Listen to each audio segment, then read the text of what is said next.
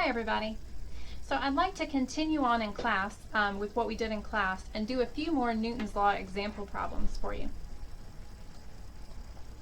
Alright, first one. Let's read it together.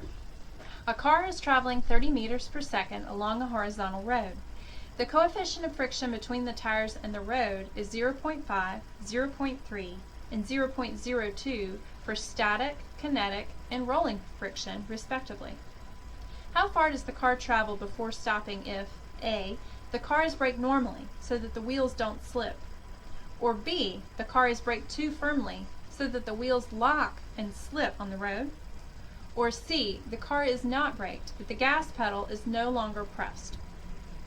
Okay, so first of all, part A, the car is braked normally, that would be the static friction case. And that's because as the wheel rolls across the road, the point on the tire that touches the road doesn't slip on the road, okay? Remember that kinetic friction is when two surfaces rub together. So if there's no rubbing going on in between the tire and the road and it simply touches and then lifts back up, that's going to be a static friction case, okay? Next is part B, the car is braked too firmly so that the wheels lock and slip.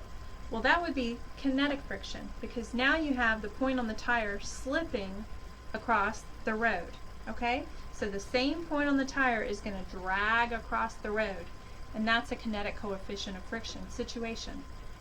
And then finally, the car isn't braked, but the gas pedal is no longer pressed. Well, that would be the case you just let the car coast to a stop, which means that the tire isn't really feeling any braking action, and it's just sort of coasting to a stop on its own. That's definitely the rolling friction case. Rolling friction arises from, say, friction within the car, so perhaps the axle and the wheels and everything aren't lubricated as nicely as you might like, so you've got some friction inside the car that keeps the wheels slowing down a little bit. Also, it could be energy dissipated as the wheel rolls across the surface. Actually, little weak bonds are being formed in between the tire surface and the road surface, and forming and breaking those bonds, well, it dissipates energy, okay? So that's going to cause some dissipation of energy as well.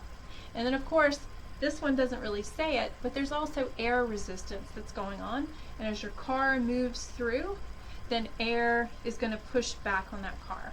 And so that might get lumped in, for example, to a rolling coefficient of friction in some problems. Probably not. They would probably ask you to consider air resistance separately, but that would definitely come into play if you just took your foot off the gas pedal and let your car coast to a stop. Okay? So that's what you would use for each one of those three problems. Alright, so step number one after reading the problem carefully is always to draw yourself a picture, okay? And then to indicate the vectors in a free body diagram. Now, admittedly, I'm a terrible artist, so here's my little car, which is just this little drawing here with these two wheels. Kind of looks like a car, okay? And then here I've indicated the level road that the car is traveling on, and I've shown its initial direction of motion right here, pointing to the right. I've also shown that if the car slows down, that of course that means it decelerates. And to have a deceleration, you have to have an acceleration vector that points opposite to the direction of your velocity. So that means that if the velocity points one way, the acceleration has to point the other. Okay? Now, on the car, I've indicated the three vectors for the forces that I want to consider acting on the car. And those are the normal force, which is the force that the car pushes up, the road pushes up on the car with. That points straight up because it's a level road. There's gravity, which points straight down, yet again because it's a level road, okay? And then there's the force of friction, which points opposite to the direction of motion, which means it points to the left. So those are the three things. I've indicated the force of friction with a capital F with a subscript for fric, F-R-I-C. I've indicated my normal force as a capital F with a subscript of N for normal force, and then a weight is Ng here. Next step, after drawing a free body diagram in a sketch, is to indicate and break your vectors into their component parts. So the first is the normal force. The normal force doesn't have any x component, so I've written F sub nx equals 0. The y component of the normal force is straight up, so that means that the normal force y component is plus F sub n. for the y direction. Gravity points down. It doesn't have an x component, so mgx is 0. And the y component, mgy, would be m times the acceleration due to gravity, 9.8 meters per second squared, and then the minus sign indicates that it's in the negative y direction. The mass isn't given to us in the problem, so we have to leave it as m, but if you wanted to, at this point from here on out, you could plug in g is equal to 9.8 and it would be just fine. The force of friction is all in the x direction. There's no y component, so the force of friction in the y direction is 0.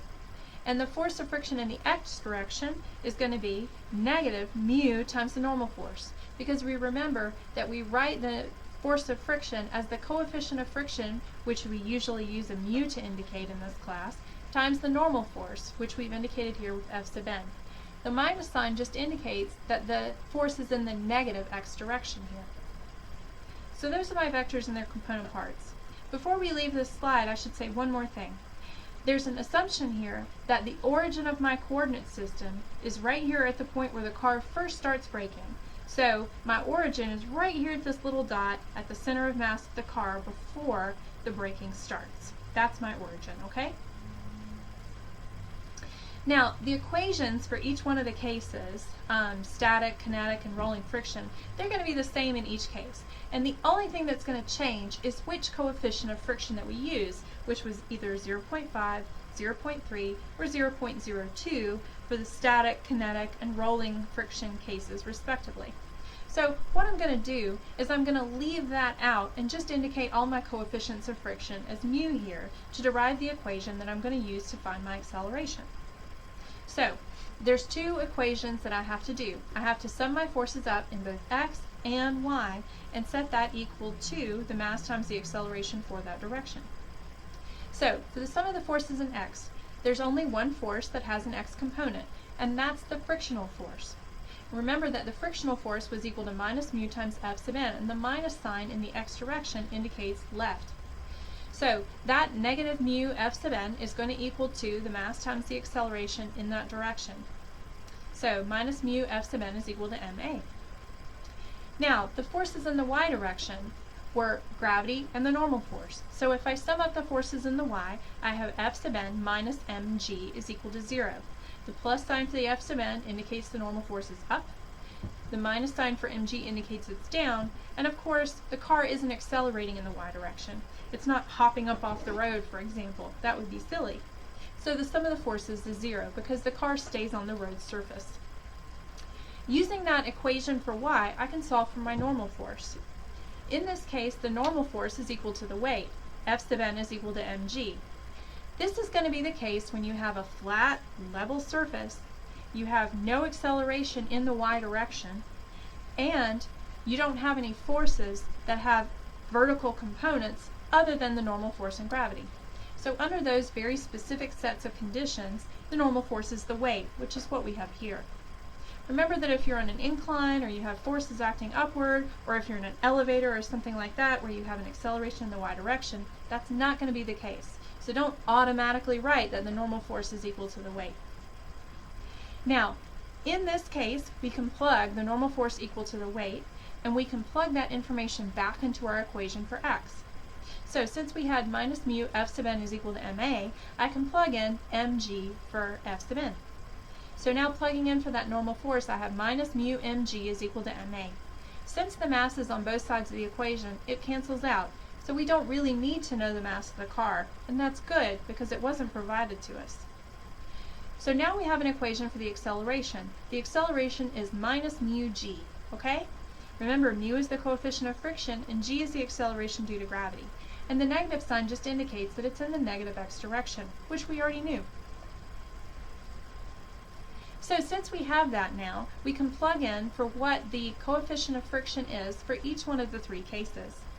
For the static friction case, then we have negative 0.5 times 9.8 is equal to negative 4.9 meters per second squared. For the kinetic case, we have negative 0.3 times 9.8 is equal to negative 2.94 meters per second squared. And for the rolling friction case, we have negative 0.02 times 9.8 is equal to negative 0.2 meters per second squared. Now remember, The car doesn't ask for the deceleration. What it asks, the car doesn't ask. The question doesn't ask for the deceleration. What the question asks for is how far that car travels before stopping. So this makes it a kinematics equation. And sometimes these Newton's law problems do combine what you already know about kinematics with what you now know about Newton's laws. So here, in order to solve a kinematics equation, remember that you have to write down a list of your knowns and unknowns, and then think about what you need from those knowns and unknowns to pick the right equation that you have to solve. We've already kind of done the step of drawing the sketch, so I won't go over that again. We know our initial velocity is plus 30 meters per second. It told us that in the problem. And because the car comes to a stop, we know that the final velocity is 0. We know the decelerations. We've already solved for them in the previous slide, so we have those too. And we know our initial position would be x0 is equal to 0 because that's where we defined the origin of our coordinate system, at the point where the car just starts braking. So we want the final position x. That's our real unknown. That would be how far the car travels before it comes to a stop. But we don't know the time it takes to come to the stop. So the equation that we could use to get there in one step would be v squared is equal to v naught squared plus 2a times x minus x naught. Okay? That's the only one that doesn't contain time, remember. So if you plug in the values for each of those variables that are defined on the slide, then the final velocity is 0, so v squared is 0, and that's equal to v naught squared. Well, the initial velocity was 30 meters per second, so you'd have to square 30 meters per second, and then plus 2a times x minus x naught. Okay, well, 2 times negative 4.9 meters per second squared for the static friction case, times x minus x naught, which is x minus 0. When we solve for that, we would equal to, that would be 900 minus 9.8 times x. Now, to solve, we're going to put that x on the other side so that it's got a positive bit. So we're going to add 9.8 meters per second squared times x to both sides of the equation, and then that's equal to 900. And then we divide both sides by 9.8. So we end up with a final value of x is equal to 91.8 meters for the stopping distance. That's for a pretty decent braking. So you should think about that when you're driving on the highway, right? It's going to take you almost the length of a football field to stop if you're going at a decent clip, even if your deceleration is good. So you should allow for a good following distance between you and the car in front of you, okay? Safety tip. Let's solve for the other cases. Remember, the next case was the kinetic friction case where the tires slip on the road. So in that case, our acceleration was minus 2.94 meters per second squared. Now, we're going to solve for it exactly the same way that we solved for the static case. We're just going to change what our value was for our deceleration. So, following that same example path, and you can pause if it takes you a second to do this, we're going to end up with a stopping distance of 153 meters for the kinetic friction case. So that's a lot, right? That's a big difference. 153 meters versus 91. And this is why anti-lock braking is so important. And finally, we have the rolling friction case. And this one is fun, kind of, because I'm hoping that you'd never do this in the case of an accident, all right? So, plugging in variables for the rolling friction case, we have a deceleration of 0.2 meters per second squared in the negative x direction. And then solving similarly to the way that we solved in the previous examples, we would have a stopping distance of 2,250 meters. So if you just took your foot off the gas and let your car coast and everything else was perfect and it was on a level road, you might go over 2 kilometers before you came to a stop. That's a long way. Next example. Let's do a problem with a pulley in it, okay? Pulleys appear a lot in physics problems, so it's nice to have examples with this one. So this is a very special pulley, okay? We're going to ignore any issues with the pulley. We're going to pretend that it's a perfect massless pulley. These do not exist. But for the purposes of the problem, a nice lightweight pulley that rotated easily would be a decent approximation to an ideal pulley in this case, okay? So this problem shows a block that's on a smooth horizontal surface connected by a thin cord that passes over that pulley to that second block. So the problem asks you to draw the free body diagrams for both blocks, and define formulas for the acceleration of the system and the tension in the cord. We're going to ignore friction.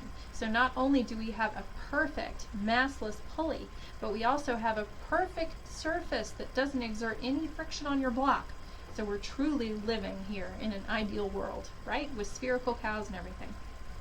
We're going to assume that mass 1 is 10 kilograms and mass 2 is 5 kilograms. It doesn't have to be this way, it's just what we're assuming for the problem, okay? All right, here we go. For a problem like this one, you've got two masses, okay? So that means two free body diagrams and two sets of equations, okay?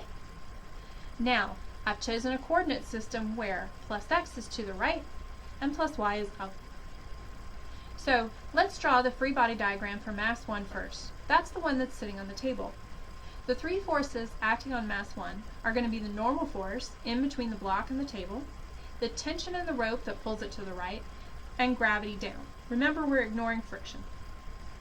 So I've indicated the normal force here in blue. It points straight up in the plus y direction. The block for block 1 would be pulled to the right. That's indicated by the tension vector, which I've drawn in black. And then I have gravity pulling it down, and that is the red vector here, m1g. Now, block 1 is going to get pulled to the right with an acceleration I'll call plus a. Okay, now let's do the free body diagram for block 2. It's only got two vectors, okay? It's not in contact with another surface, it's just dangling from the rope. So the only two forces acting on block 2 are the tension, which acts upward, and gravity, which acts downward. Yet again, tension is black and gravity is red here, okay?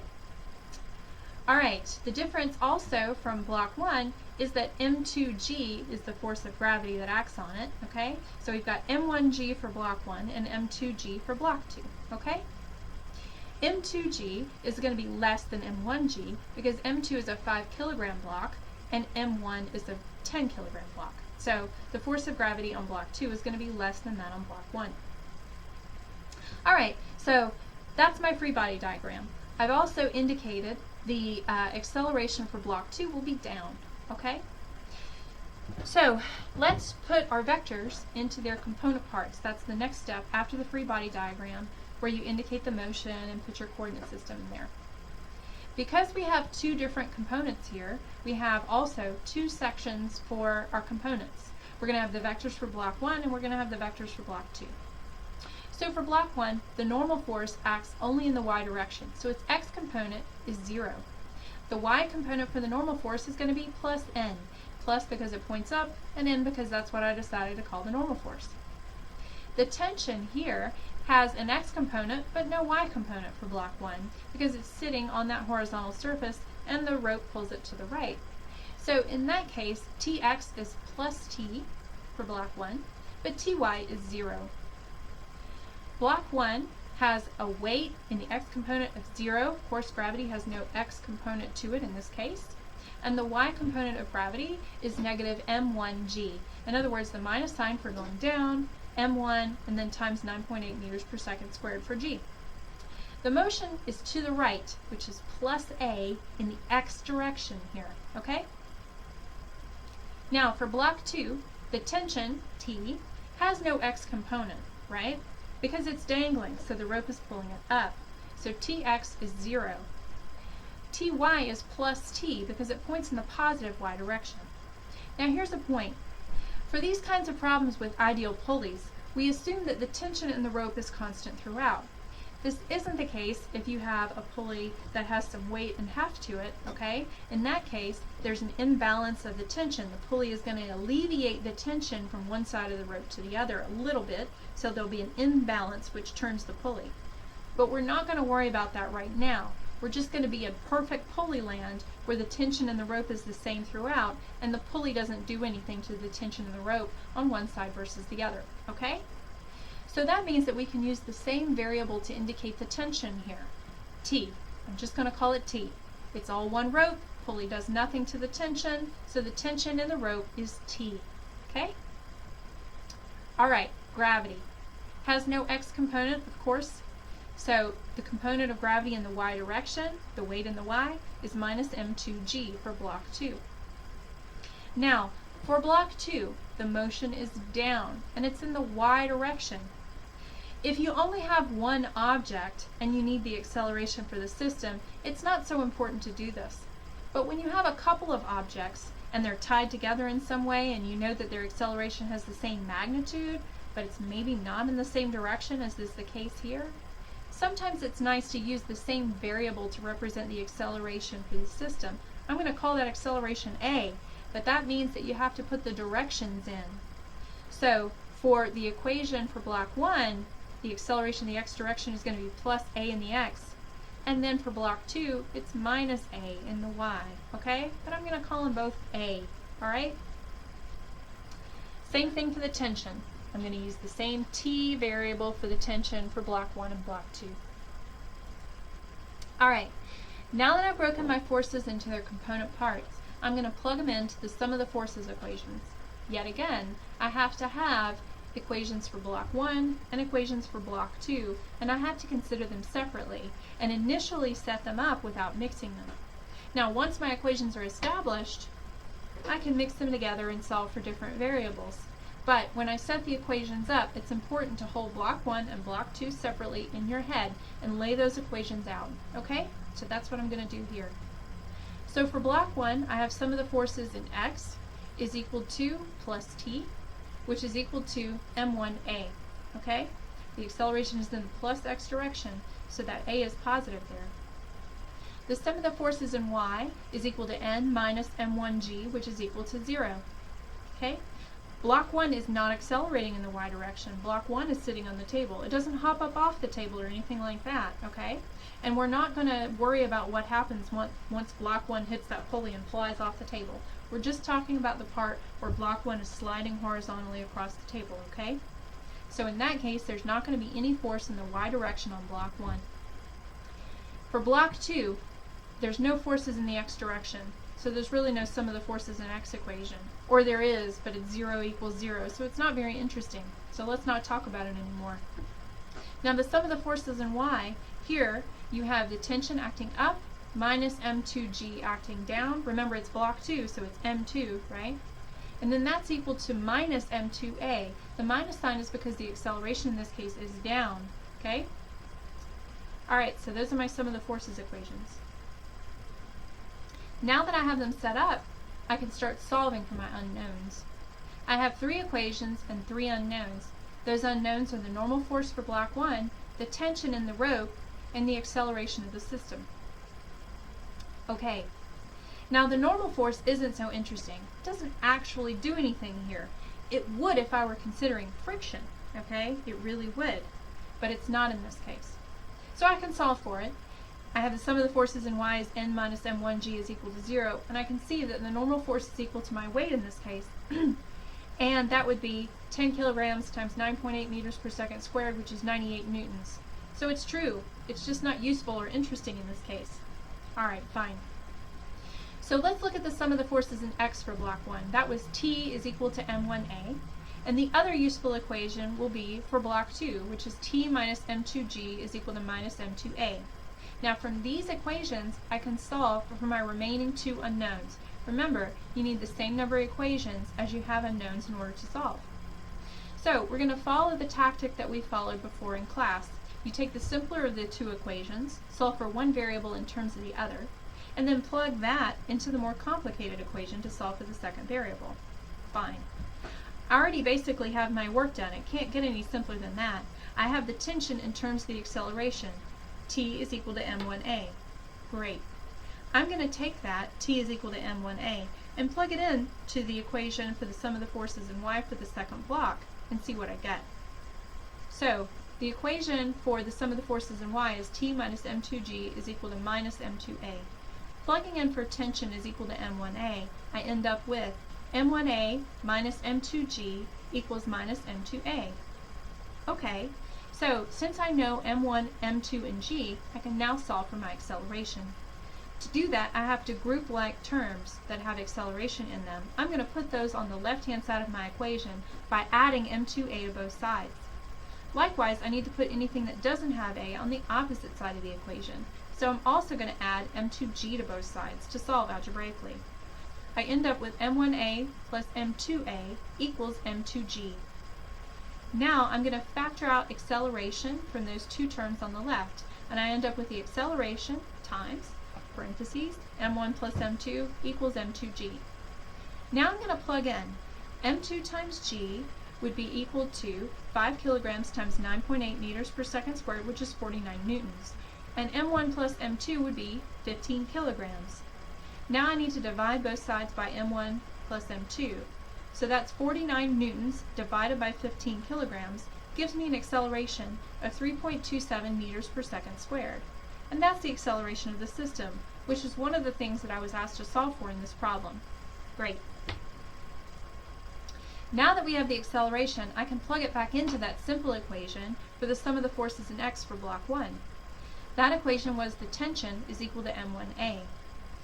So, plugging in M1 times A is 10 kilograms times 3.27 meters per second squared. When I multiply those two things together, I get 32.7 newtons. Alright? So, the tension in my rope is 32.7 newtons. Because I'm considering my pulley to be perfect, then it's going to be the same on either side of the pulley. So, the tension in the rope is going to pull to the right on block 1 and pull up on block 2. And the acceleration of the system, 3.27 meters per second squared, is going to be to the right for block 1 and down for block 2. Okay? Final example. This one is a statics case.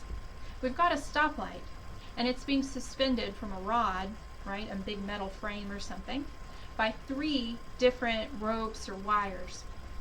So you have T1, T2, and T3 is the tension in each one of those supporting wires, okay? And they make angles, T1 and T2 make angles with the support arm.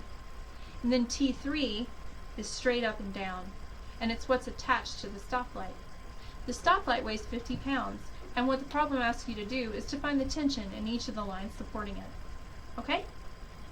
So, the easiest one is T3, and that's the one that goes straight up and down and supports the stoplight all of its weight by itself. So if you were to draw a free body diagram for just the stoplight, then what you would see here is, and I've indicated the stoplight as a blue dot here, right? Okay, that's my drawing skills. So the stoplight is a blue dot, and it's got gravity acting down and tension acting up. So the gravity acting down is mg, and the tension acting up is T3, because that's the only wire that's tied directly to the stoplight. So it's got to support all the weight. Okay? So that's my free body diagram, and I can now break the vectors into its component parts. Since this is an equation or a free body diagram that just has y components, the x components of the vectors are going to be 0, and that's for both the tension and the weight. Now the y component, T3, is going to be plus T3 because it points upward. And the y component of gravity is going to be minus mg, minus sign because it points down. That makes the sum of the forces in the y direction equation pretty simple to write. Plus T3 minus mg. Those sum of the forces has to equal 0 though, because hopefully the stoplight's not going to fall, right? The stoplight's just going to dangle there, held in place with no net acceleration. So that means that the sum of the forces in y must be 0. So that makes solving for T3 pretty simple. T3 is just going to equal to mg. Now we know the weight of the stoplight. It told us it was 50 pounds. We'd rather have that in SI units. So let's use the conversion that 1 pound is 4.45 newtons. And so I have to multiply by that conversion factor, and I end up with 222.5 newtons for T3. Okay? Alright. Now, in order to find out what T1 and T2 is, I need to redraw my free body diagram. Instead of the stoplight, I need to draw the free body diagram for that little knot where the 3 ropes come together. So if I redraw it in that way, then I have T3 pointing down. Remember, tension in a rope goes both ways. So if you tug on a rope, if it pulls down in one case, it's going to pull up on the other side. Okay? So here we have T3 pointing down, okay? And then T1 and T2 are going to point up and to the left and then up and to the right for either side. Alright? So let's do for the third rope. The tension in the third rope we've already found, and that was minus 222.5 newtons down in the y direction. By the way, I should have said, of course this isn't moving, so the sum of the forces in the x and the y, there's no motion, it's just sitting there. And for this part, I'm going to put the origin right there at the knot as it indicated in that free body diagram. And the knot is just a little black dot in my free body diagram, okay?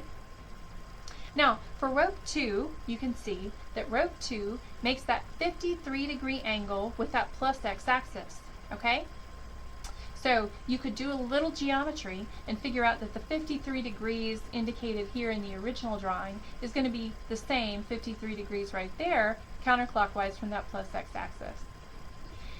Since the angle indicated is counterclockwise from the plus x-axis, then I can use the cosine of that angle to get the x component of my vector, and the sine of that angle to get the y component of my vector. So, tension 2 is going to have both x and y components, and the x component of tension 2 is the full tension, whatever that is, T2, I've indicated it here, times cosine of 53 degrees. And the y component, Ty2 in this case, would be whatever tension 2 is times sine of 53 degrees. So that's for rope 2. Now for rope 1, we have the angle with respect to the negative x-axis. If we're going to straight up plug in cosine and sine, right, for the x and the y components, then what we really need to do is find the angle that starts at the plus x-axis and swing counterclockwise from that plus x-axis to our vector. So that would be, if you find that angle that swings counterclockwise from the plus x-axis to T1, then that angle would be 180 minus 37 degrees, because if you swing from the plus x to the minus x, that's 180 degrees. So 180 minus 37 degrees is 143 degrees. Now I can just plug directly in, and I don't have to worry about the signs or anything, which is what I recommend usually for my 1103, 1104 algebra-based physics students. If you're better at trigonometry and you'd rather solve it straight up using your trigonometry that you learned in high school, go for it, okay? More than one way to skin a cat, as they say. I've never skinned a cat. Okay, so the x component of tension 1 would be whatever tension 1 is, I leave that as an unknown, times the cosine of 143 degrees. And the y component of tension 1 is whatever tension 1 is, times the sine of 143 degrees. Note that when you plug the correct angle here, the sine of the x component of rope's 1 tension is going to take care of itself. In other words, the cosine of 143 degrees is going to give you a negative number, and that makes sense because T1 points in the negative x direction, okay? Alright, now we're going to do the sum of the forces in x and the sum of the forces in y for our knot, okay? The sum of the forces in x is going to be T2 cosine 53 plus T1 cosine 143. Because that knot's not accelerating, that's going to equal to 0. The sum of the forces in y is going to be T2 sine 53 plus T1 sine 143 minus 222.5 newtons, and that'll equal to 0. So we have two equations now and two unknowns. So what we're going to do is take the simpler equation, solve for one tension in terms of the other, and plug it back into the more complex equation. That's always my strategy. So using the top equation, that one looks a little simpler to me. T2 is equal to minus T1 cosine 143 over cosine of 53. So if you solve for that, you get 1.32 times T1. Like I said, cosine of 143 gives you a negative number, so that cancels out the minus sign out front, okay? Now, you've got T2 in terms of T1, so let's plug that back into our sum of the forces in y equation and solve. Here, T2 sine of 53 plus T1 sine 143 minus 222.5 newtons, plugging in, is going to give me 1.32 T1 times sine of 53 plus T1 sine of 143 minus 222.5 newtons equals 0. Now I have everything in terms of T1 and I can solve. When I do that, I'm going to group terms of T1 and move anything that doesn't have T1 in it over to the other side of the equation. If that's the case, then I end up with T1 times, parentheses, 1.32 sine of 53 plus sine of 143, and that's going to equal to 222.5 newtons. Now, dividing out by everything that multiplies by T1, when I solve for that stuff in parentheses, I get 1.66 T1 is equal to 222.5, and then dividing both sides by 1.66, I end up with tension 1 is 134 newtons. So great. Now I'm going to use that to solve for the tension in row 2 from the equation for the sum of the forces in X. T2 cosine 53 plus T1 cosine 143 is equal to 0. Plugging in 134 for T1, I end up with T2 cosine 53 plus 134 times cosine 143 is equal to 0. Solving for T2, I get negative 134 newtons times cosine of 143 divided by cosine of 53. That's equal to 177.8 newtons. So now I've successfully solved for T1, T2, and T3, and that's what the problem asked me to do. So I'm done. Alright, I hope you enjoyed that lecture. Remember, at any time you can pause me if you think I'm going too fast, and I'll see you in class.